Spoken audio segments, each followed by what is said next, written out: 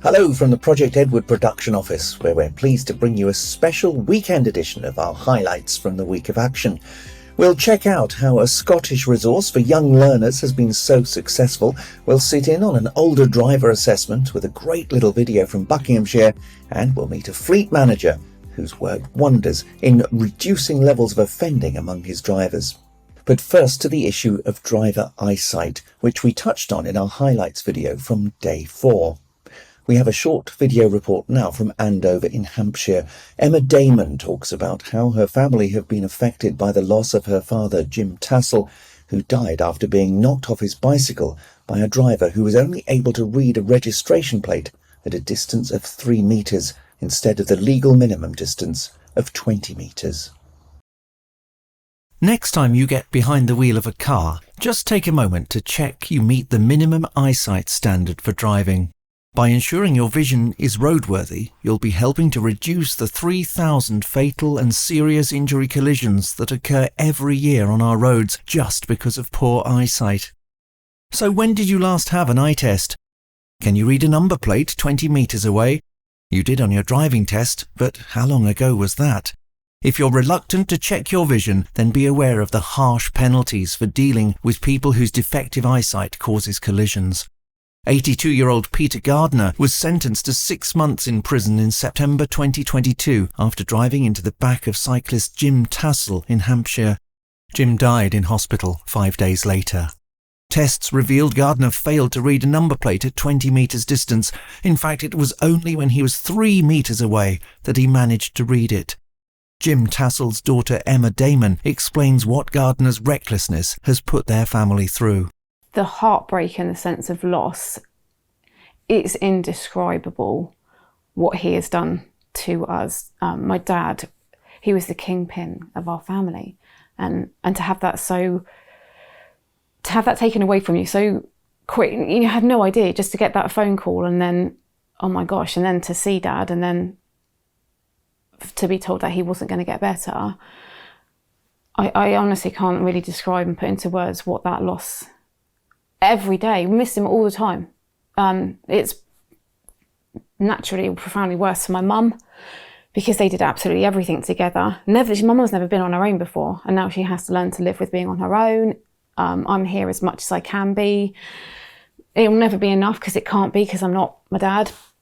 A lengthy investigation led to Gardner being charged in Crown Court with causing death by careless driving. Sergeant Spencer Ragg led the investigation. He explains what powers the police have to test driver eyesight. We will routinely carry out eyesight tests on people either post-accident to see whether that has been a contributing factor in that accident occurring, which obviously proved to be the case in this incident. Or actually, if we stop someone and we believe that their eyesight might be impaired or defective, then actually we can carry it out. Subsequently, if we find people's eyesight isn't up to the required standard, then we would inform the DVLA and have their licence revoked, and that can be almost instantaneously. Rob Hurd is founder and chair of the Older Drivers Forum. Research has shown that around about 10% of all motorists driving on the road at any time have defective eyesight and below the legal limit. That's actually around about 3 million people driving on our road at any time with defective eyesight. Shocking stuff. And as we well know, that 90% of all driving information is visual. So it's so important that we continue to have our sight checked to make sure we have perfect vision to be safe on the road. And unfortunately, with Mr. Tassell's situation, that didn't happen on that day. A driver drove on the road with defective eyesight and unfortunately brought about the untimely death of Mr. Tassell. There's a clear message for anyone willing to take a risk by driving with defective vision, as Rob Hurd makes clear. There's a small minority who drive on our roads knowing or just don't bother checking their sight, and they are the ones causing the risk. Are you that person? Are you someone suffering from that? Please do not take that risk. Go and get your sight checked and make sure that you are safe on the road so you can protect yourself, your family and other people. No one wants to give up driving, and there's lots of support to help us stay on the road for longer. But safety has to be the priority, and getting an eye test is a vital way you can reduce risk and help make the roads safer, as Emma Damon explains. It's a simple thing. If you get your eyes tested regularly, if you're at all concerned about your eyesight, don't get in the car. Don't do it. Just don't do it. Go and get it checked, because ultimately you could take somebody's life when you have the choice to do something about that. So go and get your eyesight checked. Family members, if you've got an older driver, for example, and you're at all concerned about them, do something, speak up, say something, say, mum, dad, granddad, whoever, you need to go and get an eye test. I'll take you for your eye test. I'll book it for you. Go and get it done, because the consequences are just too tragic. When it's a choice and you can do something about it, just do it. Emma Damon with that powerful message for us all to ensure our vision is roadworthy. Now, we've been thrilled to see so many media channels featuring Project Edward this week, with the Road Peace Challenge and, of course, the UN's Global Road Safety Week taking place as well. Here's just a short clip from the Seek channel, who met our road trip crew in Birmingham on Wednesday. Make sure कि तुसी अपनी seat belt हमेशा लाई होए, भावें तुसी अगे बैठे हैं, भावें तुसी पिछे बैठे हैं। जे तुसी रोड ते तुर रहे हैं, यानी कि जे तुसी पेडेस्ट्रियन आ, तां भी तुहाडा फर्ज बनदा है कि तुसी अपने एनवायरनमेंट नाल पूरा वाकिफ होइए। तुसी कित्थे चले आ, कोई गड्डी ते नहीं आ रही, ਜਾਂ ਤੁਸੀਂ ਕਿਸੇ ਰਾਹ ਤੇ ਨਹੀਂ ਜਾ ਰਹੇ, ਤੁਹਾਡੀ ਪੂਰੀ ਮਦਦ ਕਰੂੰਗੇ। ਅਸੀਂ ਤੁਹਾਡੀ ਜਿਹੜੀ ਇਨਫੋਰਮੇਸ਼ਨ ਆ ਤੁਹਾਨੂੰ ਦਵਾਂਗੇ ਕਿ ਤੁਸੀਂ ਕਿਸ ਤਰੀਕੇ ਨਾਲ ਰੋਡ ਦੇ ਉੱਤੇ ਟਰੈਵਲ ਕਰਦੇ ਹੋਏ ਸੇਫ ਹੋ ਸਕਦੇ ਆ। ਇਸੇ ਮੈਸੇਜ ਨਾਲ ਪ੍ਰੋਜੈਕਟ ਐਡਵਰਡ ਤੇ ਸੀਕ ਚੈਨਲ ਤੁਹਾਡੀ ਸੇਵਾ 'ਚ ਹਾਜ਼ਰ ਹੈਗਾ ਜੀ। ਵਾਹਿਗੁਰੂ ਜੀ ਕਾ ਖਾਲਸਾ, ਵਾਹਿਗੁਰੂ ਜੀ ਕੀ ਫਤਿਹ ਜੀ। Many thanks to Devinder and the team from the Seek channel for meeting us in Birmingham on our road trip. Well, off to Scotland now, where we're going to meet Caroline Hay. And she's from Road Safety Scotland. She introduces the much-loved Ziggy resource for young learners and explains exactly what it does. It provides early intervention and role modelling, really the start of the road safety learning journey for children and young people. It was very important at that stage to understand the importance of play in learning. And fun and interactive platform needed to be created, which also not just invited children into the road safety learning, but exposed children to road safety skills in the classroom and at home to help develop positive attitudes and, importantly, good habits from a young age. We all are role models. We all have the ability to promote good practice and safe practice when it comes to the road environment. So it's really important as well that we had a resource that could not just be taught within a formal education setting, but also carried over to take that learning home. Because quite importantly, a lot of the road safety learning that we do is learned when we are out and about with our friends, with our families, and making those people aware that they are teaching young people road safety, whether they're walking with them to and from nursery, whether they're out on a bike ride, whether they're strapping them into their car seat or taking them on a journey. It's really important that they take cognizance of that role that they play in a young person's road safety journey. It fits in with Curriculum for Excellence, which is Scotland's strategy and curriculum for education. And the core of the resource is actually a series of little books. So there's 7 little books in the theme. All children in Scotland have access to those books and have a right to have a copy of those free of charge, which can be organised through the early learning centres. It can be ordered directly on the Road Safety Scotland website as well, and also through schools. The books are available in English, Scots and Gaelic, and they're themed around the seasons of the year, because it's very important as well. And I think this is one of the reasons why it's been such a success, is because the stories are delivered at the times of years to deliver key messages that will be important at those specific times that the children will be learning them. So we make sure the distribution of the books links up with the seasons of the year, and the appropriate book goes out at the appropriate time, so they're learning what they need to know when they're going to be doing these things. The book's content is aimed at children and their learning, but many of the messages are also aimed at parents and carers. Again, just making sure that they realise the importance that they have. Education is not just for educators. We as parents and carers as well have an important role to play. And I think that's why it's been so successful, is the fact that we've had that kind of hybrid, kind of in education setting and at home journey. It's also a kind of peer education model. We have additional activities such as our Go Safe, My Journey with Ziggy pack, I should say, which is a little plush toy that children take home with a diary, and they teach Ziggy road safety, they teach them. So it's a kind of peer mediation model, which has worked incredibly well. And we've been very fortunate over the year as well to have the little books supplemented by marketing activity. So we do field activity as well, where Ziggy will go out to places such as country parks, it'll go out to soft plays as well. So there's actually physical interaction with the character and the children, so they get a chance to meet Ziggy in person, which has also proved to be hugely successful over the years, and I think has really helped us maintain high participation rates because of that. Ziggy goes zabba-ding-a-wee! Caroline Hay from Road Safety Scotland. Now, if you're a fleet manager, the last thing you'll need is a pile of speeding tickets on your desk on a Monday morning. TES 2000 is a rail contractor based in Colchester, and Mick Keeley is their fleet manager. He's overseen a 96% reduction in penalty notices, and we asked him how he did it.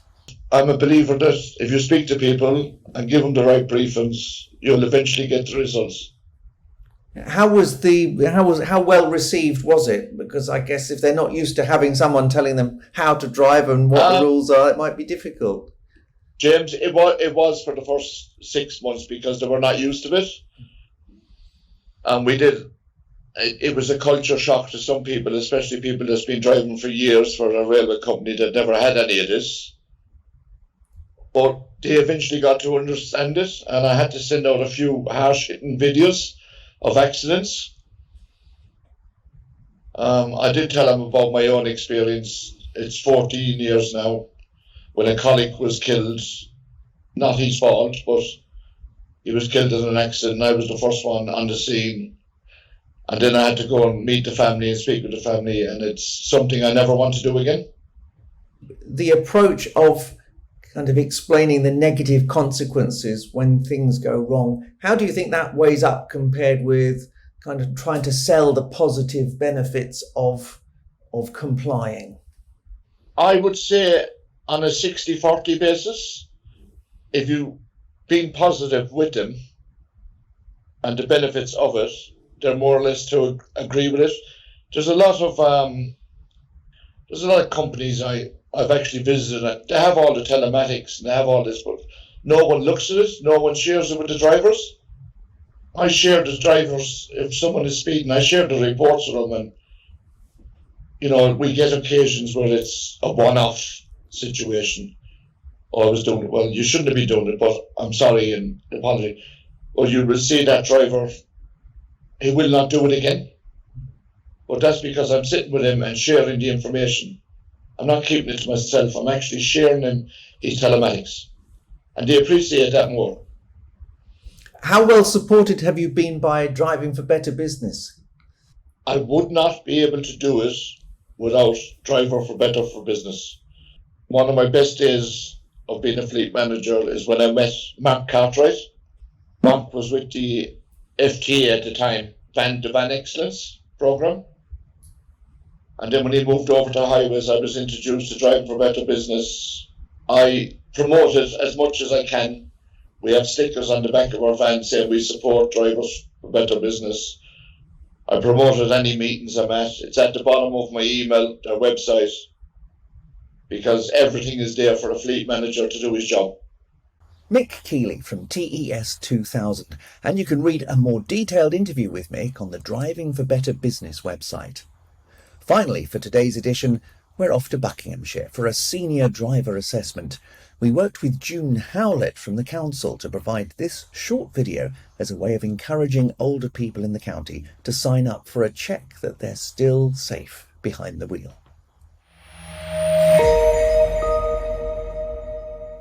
As we get older, the way we drive changes. So if we enjoy being behind the wheel and want to do it for as long as we can, then we need to ensure we're safe. That's why June Howlett, Buckinghamshire Council's Road Safety Officer, wants to encourage more of us to get our driving assessed. The assessment lasts about an hour, no more than that of them driving. They go out in their own car and it'll be on routes that are familiar to them. There's a bit of sort of conversation about what the route will cover, but we try to make sure it covers a good cross selection of roads. We met Jane, who was about to start her driving assessment with instructor Richard Fox. She and her husband had both signed up because they wanted to be sure there were no bad habits putting them at risk. Richard asked Jane to do a quick vision check. Yes, HN11VKZ. Jane had had her eyes tested only 6 weeks previously, so she was rightly confident she would be fine with this. Then it was out onto the road for about 30 minutes, with Richard making occasional notes in the passenger seat. Time for a break and a chat. Richard was ready with his feedback, but first he wanted to know how Jane felt. The drive itself here, how did you feel about it? All right. Yeah. Average. Well, how I judge this is if there's any sort of ticks on there, that means you did okay. If there's any exclamation marks, which there aren't on this occasion, that's when I've got a concern. Question marks are just things I might just sort of suggest for you. So, yes. So there's 1 or 2 question marks there, but I would agree with you. It was a nice little drive, wasn't it? A nice, comfortable, nice, good observation. One of the things I did like is, and I don't know if it is part and parcel of your normal driving anyway, but you kept telling me what the speed limits were and what was happening up ahead. Positive feedback from Richard, but he did suggest Jane made better use of the car's wing mirrors. But just have a check in that mirror when you're coming off a roundabout, make sure there's nobody coming up on your inside there. And when you went past that lorry coming out of the town centre, you were looking up ahead nicely, you saw your opportunity to go around it. Just have a quick check of that mirror as well, the right mirror, just to make sure there's nobody who's been a bit overzealous coming around. Tips for better driving and a copy of the latest highway code are provided for everyone who does an assessed drive. Then it's time to get back on the road for the second part of the assessment, hopefully with a few tips picked up at the break. Not long later, Jane's back at home, and Richard explains the next steps. Where we go from here is, I've got all my scribbles there. I'll be typing all that up neatly, and then you'll receive a copy of the drive. All the little things we've talked about, there won't be any surprises in there. The little tips that I've suggested for you will be in there as well. So what was Jane's take on the experience? Was she pleased with the standard of her driving? It went very well. I was a bit nervous, and it was lovely, and you were great. Thank you very much. No, that's all right. You don't need to be nervous with me. As long as you get me back safely, I'm happy. Thank you, and you've done that. Thank you very much. Thank you. There are different topics covered in the conversations that form an important part of the assessment. June Howlett explains. Eyesight would be one that we would be looking at, making them aware of. We'd be talking to them about mobility, to actually make sure they can still move their head correctly, because a lot of the collisions on the roads for older drivers tend to happen at junctions. And where we've spoken about eyesight, your eyesight deteriorates as you get older, so you do lose some of the peripheral vision. So we need to be flexible and mobile in order to be able to move our head enough at junctions to be able to see properly. We also talk about medication, making sure that whatever medication they're on isn't affecting their driving. And what would June say to anyone reluctant to do an assessed drive? I'd say don't be afraid, embrace it. It's a really good chance to have a health check for your driving. For a lot of drivers, they may never have it checked from when they pass their test at 17. So it can be reassurance. Our assessments are a light touch assessment.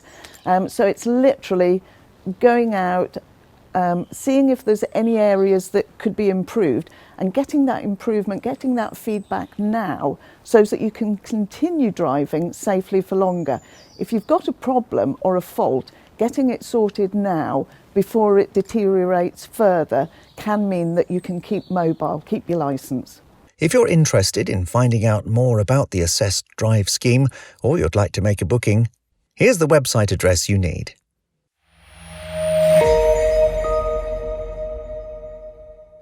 Senior driver safety in Buckinghamshire. Now, should I reveal that Jane in that video is in fact my mother? Well done on some very safe and considerate driving. And that brings our weekend edition to a close. Watch out for highlights from day 5 of the week of action coming to a screen near you very shortly.